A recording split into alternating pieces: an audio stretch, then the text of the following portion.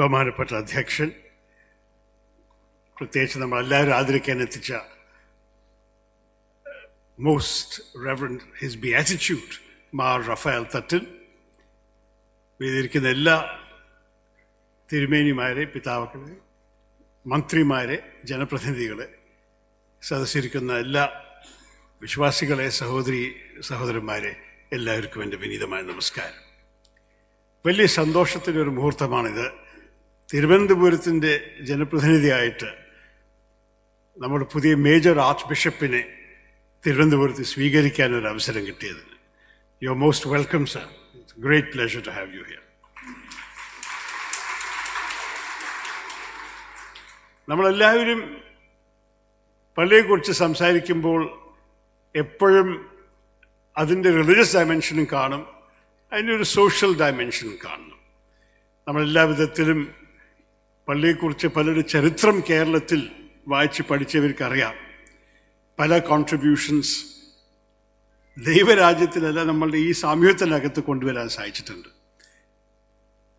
പിതാക്കന്മാരുടെ ജോലി ജനങ്ങളെ ദൈവത്തിൻ്റെ അടുത്ത് അടുപ്പിക്കുക എന്നാണ്, ദൈവത്തിൻ്റെ സന്ദേശം അവർക്ക് കൊടുക്കുക.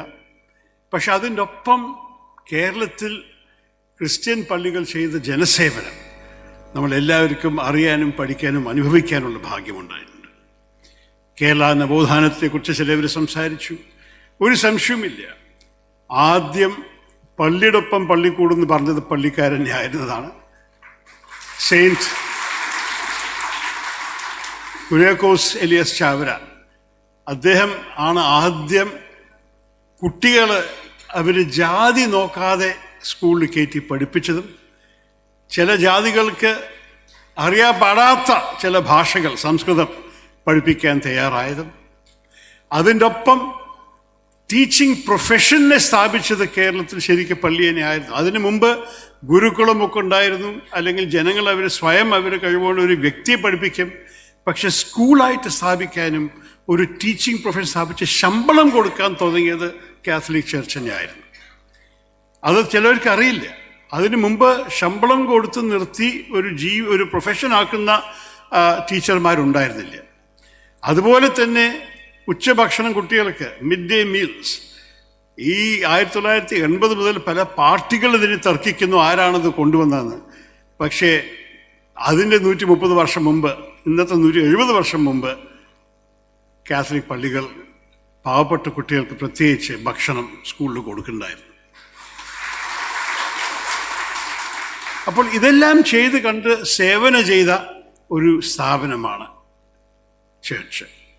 ഞാൻ എപ്പോഴും കാണുന്നത് വിദ്യാഭ്യാസ മേഖലയിലും ആരോഗ്യ മേഖലയിലും ചർച്ചിൻ്റെ നിരവധി ആക്ടിവിറ്റീസ്. ഇത് കേരളത്തിൽ വലിയ മാറ്റം കൊണ്ടുവന്നു. അതുമാത്രമല്ല, നിങ്ങൾ നൽകിയ സേവനം ഈ രണ്ട് മേഖലയിലും എല്ലാവർക്കുമായിരുന്നു.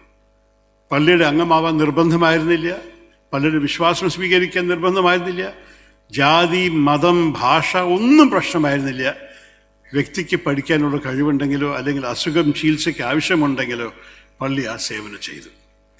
ഇതൊക്കെ ചെറിയ കാര്യങ്ങളല്ല, we take it for granted.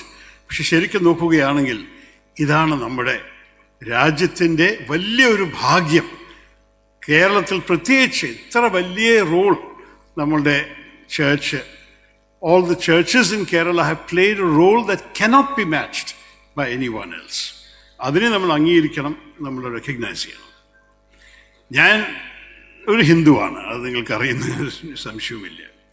പക്ഷെ ഞാൻ 3 ക്രിസ്ത്യൻ സ്കൂളിലും ഒരു ക്രിസ്ത്യൻ കോളേജുമാണ് പഠിച്ചത്. അതിൽ ഞാൻ പല കാര്യങ്ങൾ പഠിക്കാൻ സാധിച്ചു. വിദ്യാഭ്യാസ മേഖലയിലത്തെ നമ്മളുടെ അച്ഛന്മാരുടെ അറിവും അവർ തയ്യാറാക്കി പ്രിപ്പയർ ആയി പഠിപ്പിക്കുന്നതിനെയും ഗുണങ്ങൾ കാണാൻ സാധിച്ചു. അതിൻ്റെ ഒപ്പം ഞാൻ ബൈബിളിനെ വായിച്ചത് സാഹിത്യം പോലെയായിരുന്നു. In any case, in the English language, the King James Version of the Bible in particular is such a beautiful literary text that anyone who reads and enjoys English will know phrases from the Bible without having perhaps even become conscious that they came from the Bible. ഇതെല്ലാം നമ്മൾക്കുണ്ടായിട്ട് അതിൻ്റെ ഒപ്പം Christian മൂല്യങ്ങൾ, Christian വിശ്വാസങ്ങൾ, Christian ethics, Christian morality, ഇതൊക്കെ നമ്മളെല്ലാവർക്കും automatically വരും. അത് ഞങ്ങളുടെ മതം ഏതായാലും ഞങ്ങൾക്ക് ഇതെല്ലാം മനസ്സിലാക്കിയിട്ടാണ് നമ്മുടെ രാജ്യത്ത് ജീവിക്കാൻ സാധിക്കുന്നത്. അപ്പോൾ എനിക്ക് ഒരു ബുദ്ധിമുട്ടും കണ്ടിട്ടില്ല ഇതുവരെ ഓരോരോ ക്രിസ്ത്യൻ ഫങ്ഷൻസ് പങ്കെടുക്കാനും അതിൻ്റെ ഒപ്പം മതസൗഹാർദ്ദത്തിൻ്റെ പേരിൽ ഒരുമിച്ച് നിൽക്കാനും. ഞാൻ ഒരു ഹിന്ദുവായിട്ട് കുട്ടിക്കാലം മുതൽക്കേ വിവേകാനന്ദനെ വായിച്ചിട്ട് പഠിച്ചതാണ് എൻ്റെ ഹിന്ദു എത്തിക്സും ഹിന്ദു വാല്യൂസും. അദ്ദേഹം എപ്പോഴും ഒരു കാര്യം പറഞ്ഞത് പ്രത്യേകിച്ച് എൻ്റെ മനസ്സിൽ തട്ടി. ഞാൻ ടീനേജറായിട്ട് വായിച്ചതായിരുന്നു.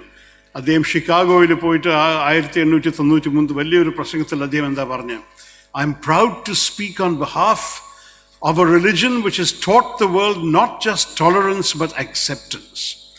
ഇതെനിക്ക് പ്രത്യേകിച്ച് ഞാൻ ചിന്തിക്കാൻ തുടങ്ങി. കുറേ വർഷങ്ങൾ ഇതിൻ്റെ അർത്ഥം മനസ്സിലാക്കി ശ്രമിച്ചു. ഞാൻ ആ കാലത്ത് സ്കൂളിലൊക്കെ പഠിച്ചത് ടോളറൻസ് ഒരു നല്ലൊരു കാര്യമാണ്. Tolerant king is A good king because he allows people in his domains to have different beliefs. അതായിരുന്നു എൻ്റെ വിശ്വാസം. പക്ഷെ ശരിക്കും നമ്മൾ ചിന്തിക്കുകയാണെങ്കിൽ tolerance is a very patronizing virtue. The tolerant king is saying, I have the truth, you are in error, but I will magnanimously indulge you in your right to be wrong. അത്രേ tolerance ഉള്ളൂ. പക്ഷെ acceptance എന്താണ്? വിവേകാനന്ദൻ പഠിപ്പിച്ചത് എന്താണ്? Acceptance പറയുന്നു, എനിക്ക് എൻ്റെ വിശ്വാസമാണ്, എനിക്ക് സത്യമുണ്ട്, നിങ്ങളുടെ വിശ്വാസം നിങ്ങൾക്ക് സത്യമുണ്ട്, ഞാൻ നിങ്ങളുടെ സത്യത്തിനെ ബഹുമാനിക്കുന്നു, നിങ്ങൾ എൻ്റെ സത്യത്തിനെ ബഹുമാനിക്കുന്നു. This is the basic prescription for coexistence in a multi religious society like ours. ഇത്ര ബഹുസ്വരത നമ്മുടെ രാജ്യത്തിൽ ഉള്ളപ്പോൾ നമ്മൾ ഒരുമിച്ച് സൗഹാർദ്ദത്തോടെ ജീവിക്കണം എന്നുണ്ടെങ്കിൽ ആ ബഹുമാനം മറ്റേവരുടെ വിശ്വാസങ്ങൾക്കും എപ്പോഴും ഉണ്ടാവണം. അങ്ങനെ പഠിച്ച് വളർന്ന ഒരു ഹിന്ദുവാണ് ഞാൻ.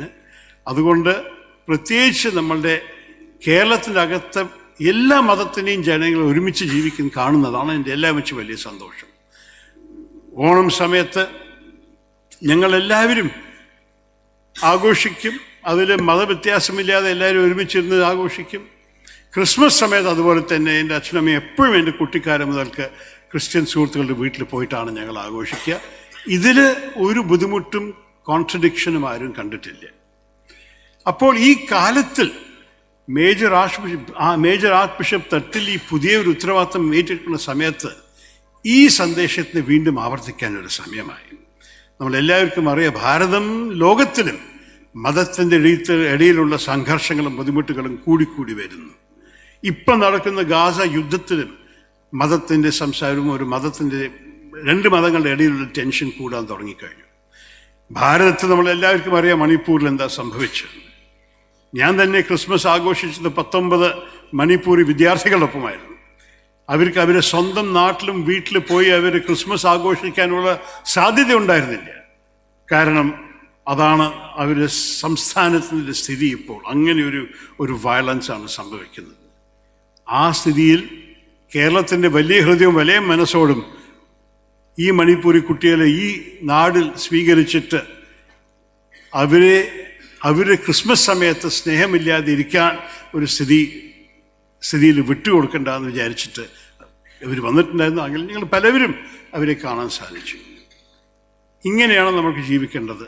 എൻ്റെ അഭിപ്രായത്തിൽ തിരുമേനിക്ക് വലിയൊരു വെല്ലുവിളി ഈ കാലത്തുള്ളത് എങ്ങനെയാണ് ഈ ഇന്റർ റിലിജിയസ് ടെൻഷൻസിൻ്റെ ഒന്ന് കാം ഡൗൺ ചെയ്യാൻ, എങ്ങനെയാണ് സംഘർഷത്തിൻ്റെ പകരം സഹോദര്യവും സ്നേഹത്തിൻ്റെ ഒരു ഭാവിക്ക് നമ്മുടെ സാമൂഹ്യത്തിനെ കൊണ്ടുപോവുക. കേരളം മാത്രമല്ല, ഭാരതം മുഴുവൻ. അദ്ദേഹം ഐ തിങ്ക് ഇന്ത്യയുടെ എല്ലാം വെച്ച് വലിയ ഡയസീസായിരുന്നു അദ്ദേഹം നയിച്ചത്. ദ ബിഗസ്റ്റ് എപ്പാക്കി because it contained all of India outside the immediate Syro Malabar territory.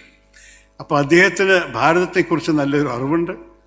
ഈ രാജ്യത്തിൽ സമാധാനത്തിന് വേണ്ടിയിട്ടും എല്ലാ വിധത്തിലത്തെ ഒരു സോളിഡാരിറ്റിയും സൗഹാർദ്ദത്തിന് വേണ്ടിയിട്ട് അദ്ദേഹം പ്രവർത്തിക്കട്ടെ എന്നും ആശംസിച്ചിട്ട് ഞങ്ങൾ വേദിയിരിക്കുന്ന എല്ലാ രാഷ്ട്രീയക്കാരുടെയും സഹകരണം എപ്പോഴും ഉണ്ടാവുമെന്നും കൂടി പ്രഖ്യാപിച്ചിട്ട് എൻ്റെ സഹകരണം എന്തായാലും ഉറപ്പുമായിട്ടുണ്ടാവും. ഞാൻ എൻ്റെ വാക്ക് ചുരുക്കുന്നു. വിത്ത് വെരി ബെസ്റ്റ് വിഷസ് തിരുമേനി. God bless you. ജഗദീശ്വരൻ്റെ എല്ലാ അനുഗ്രഹവും താങ്കൾക്ക് എപ്പോഴും ഉണ്ടാവട്ടെ താങ്കളുടെ സേവനത്തിൽ. Thank U.